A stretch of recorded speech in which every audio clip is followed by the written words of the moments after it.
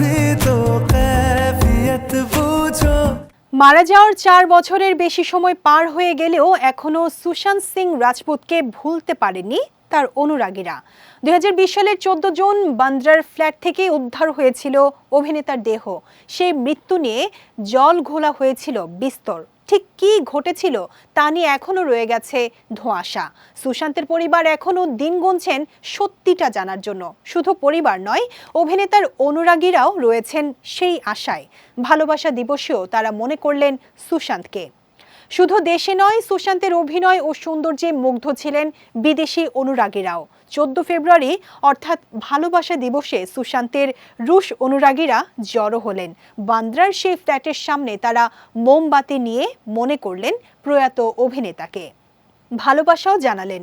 তাদের সঙ্গে ছিল সুশান্তকে নিয়ে তৈরি নানা পোস্টার ও প্ল্যাকার্ড। জানা গেছে, সুশান্তের ছবি MS ধোনি দেখে মুগ্ধ হয়েছিলেন এই রুশ অনুরাগীরা। তারপর থেকেই সুশান্তের জীবনযাপন ও ছবির উপর নজর রাখতেন তারা। তাই ভালোবাসা দিবসেও তাদের মনে প্রয়াত অভিনেতা। এই দিন সুশান্তের মৃত্যুর সঠিক বিচারের দাবিও তোলেন তারা।